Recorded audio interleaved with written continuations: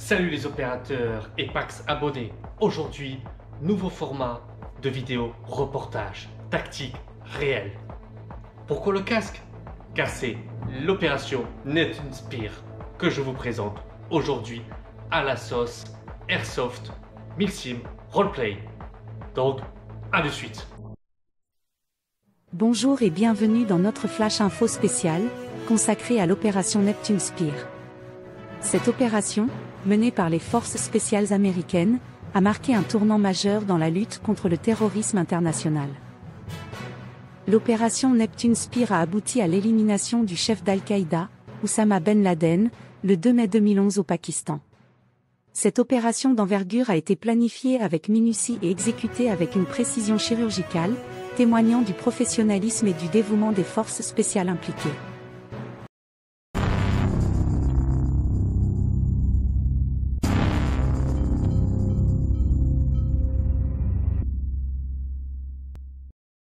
Dans cette vidéo reportage, nous allons voir 4 parties tactiques sur l'opération.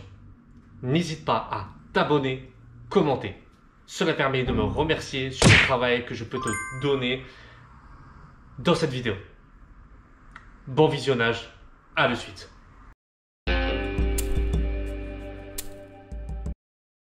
Voici des reportages détaillés sur l'opération Neptune Spear avant et pendant son déroulement.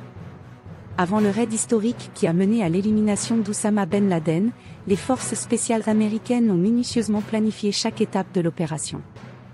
Des mois de renseignements et de préparatifs ont été nécessaires pour assurer la réussite de cette mission secrète et hautement stratégique. Le jour J, les équipes d'intervention se sont déployées avec discrétion et efficacité, pénétrant en territoire ennemi pour localiser et capturer leurs cibles. L'opération s'est déroulée dans le plus grand secret, avec une coordination sans faille entre les différentes unités engagées. Le 2 mai 2011, Oussama Ben Laden, le chef d'Al-Qaïda, est tué au Pakistan, à Abbottabad, à environ 80 km au nord de la capitale pakistanaise, Islamabad, par un commando américain à quelques mois du 10e anniversaire des attentats du 11 septembre. Reclus dans une villa entourée de hauts murs et de barbelés, dans un quartier peuplé de militaires à la retraite, 79 hommes des forces spéciales américaines éliminent en pleine nuit l'homme le plus recherché du monde. Les forces américaines ont fouillé la résidence pour récupérer toutes les sources de renseignements possibles, comme des lettres, des disques durs et des ordinateurs. Aujourd'hui déclassifiés, certains de ces documents laissent apparaître l'état d'esprit de Ben Laden, notamment son anxiété face aux services de renseignements occidentaux, ou encore sa préoccupation pour trouver le moyen de faire de son fils Hamza son successeur. La dépouille du chef d'Al-Qaïda a été immergée depuis un porte-avions américain dans la mer d'Arabie, notamment pour éviter qu'une éventuelle tombe devienne un lieu de pèlerinage.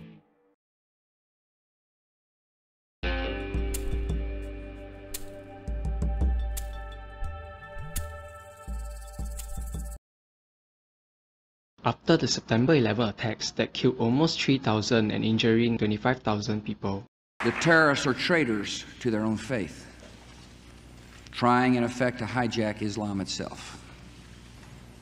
The enemy of America is not our many Muslim friends. It is not our many Arab friends. Our enemy is a radical network of terrorists and every government that supports them. Our war on terror begins with Al-Qaeda. and so begins the largest manhunt in history to find Osama bin Laden, the Al-Qaeda leader who orchestrated the attack. It would take the CIA almost 10 years to find the whereabouts of Osama bin Laden. In September 2010, US intelligence were able to locate Osama bin Laden's courier named Abu Ahmad al-Kuwaiti and linked him to a compound in Abbottabad, Pakistan. The extensive security of the compound prompted suspicion that Osama could be hiding in the compound. Surveillance of the compound revealed a man who never left the compound. This mysterious man would sometimes take a walk in the yard, but trees would prevent drones from photographing his face. The unit tasked with this mission was the Naval Special Warfare Development Group, or DEVGRU, commonly reported as SEAL Team 6 in the media. Falls under the command of Joint Special Operations Command, JSOC, comprises of 300 personnel in 4 squadrons. The Red Squadron was selected for this mission. The assault team trained for a month in a replica of the compound built in. As both helicopters arrived at the compound, one helicopter encountered technical difficulty.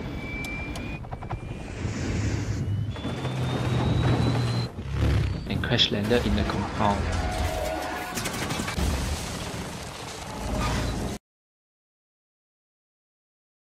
No one was injured in the crash. The translator and 4 SEALs secured the perimeter while the bulk of the assault force entered the compound. The first SEAL team entered the guest house and encountered Osama's courier, who shot at the SEALs. The SEALs shot back, killing him. The second SEAL team entered the main building and a firefight ensued between the SEALs and the courier's brother, Abra.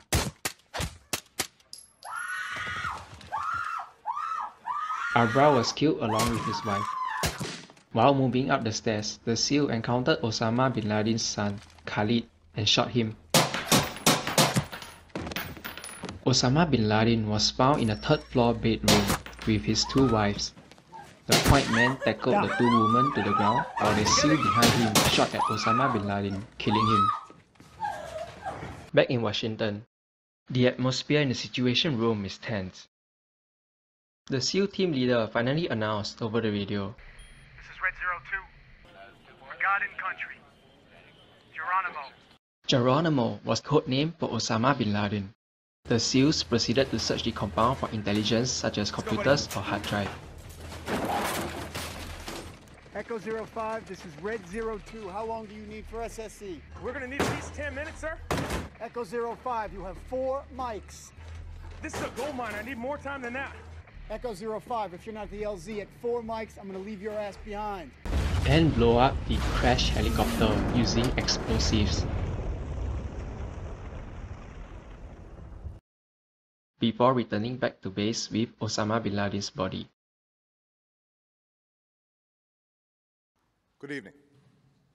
Tonight, I can report to the American people and to the world that the United States has conducted an operation that killed Osama bin Laden, the leader of Al-Qaeda, and a terrorist who's responsible for the murder of thousands of innocent men, women, and children.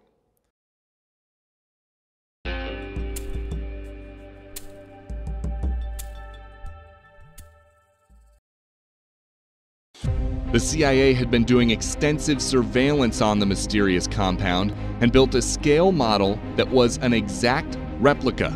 We knew it was going to be a house. We were going to separate into 4 teams, so we were able to get an idea of what the external part of the target looked like. We knew every single part of the exterior, every opening, every garden, every path, how high the walls were. We'd practice flying in and then assaulting. The plan was to fast roll. We were going to fast roll all the guys from Dash 1, the first helicopter, right in front of the main house out of both sides. Dash 2 would, at the same time, drop some guys outside on the north end for external security, then put the rest of us on the roof. Once we were on the roof, we could take it from the top and bottom simultaneously. We'd practice the hit, and then we'd practice leaving, and then we'd do it all again. In the practice run, they had landed and taken off successfully, but the wall around that mock-up was a steel fence. In Abbottabad, the wall was stone, and so what happened was there was a buildup of heat underneath of the descending helicopter, which created conditions that made it unable to stay in the air. And it was really only due to the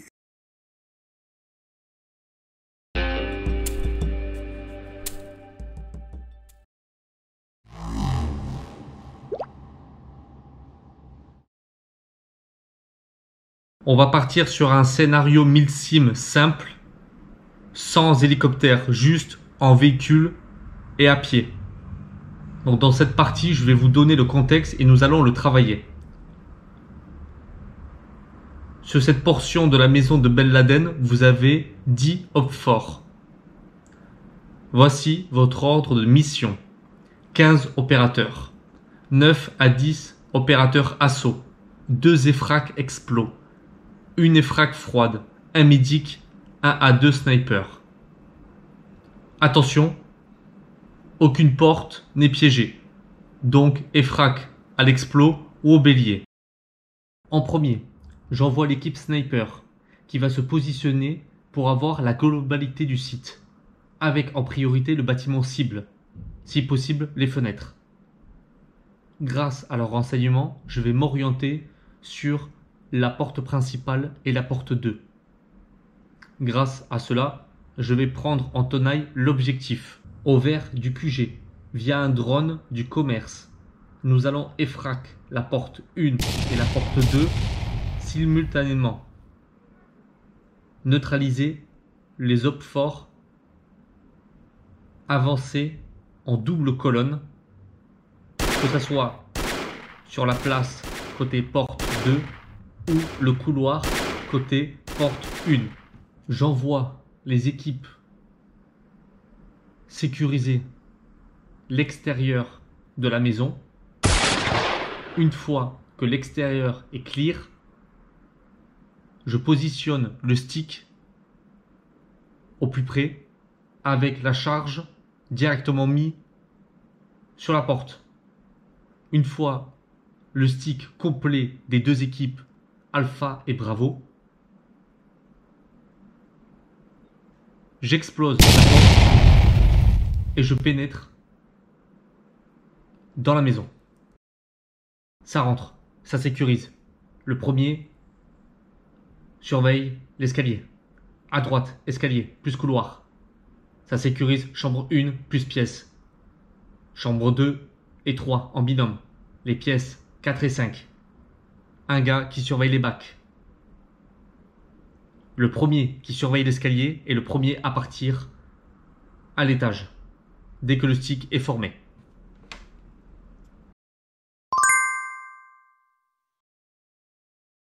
Ok, premier étage. On arrive couloir.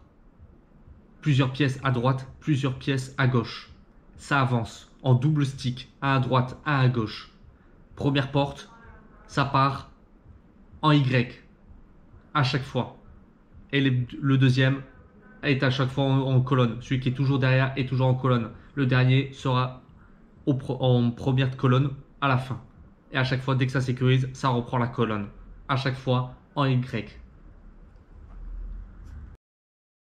On sait que la target, la JVT, est au fond du bâtiment. Donc on sécurise, dès qu'on est au dernier étage, on sécurise les deux grosses pièces. Ensuite, pareil, progression inchangée. On avance, double colonne et en Y. Ça sécurise. Là, on arrive côté pièce de la target. Ok, j'enfonce la porte. Target, face à moi. Neutralisation. Une fois neutralisé, je récupère avec mon équipe l'électronique, photo de tous les packs plus la target, si elle est morte ou pas, et exfiltration au plus vite. Voilà, c'est la fin de la vidéo. J'espère que ça t'aura plu. Maintenant, il te suffit de t'abonner, commenter. Je te dis à la prochaine pour d'autres OP et aventures. Bastos, terminé.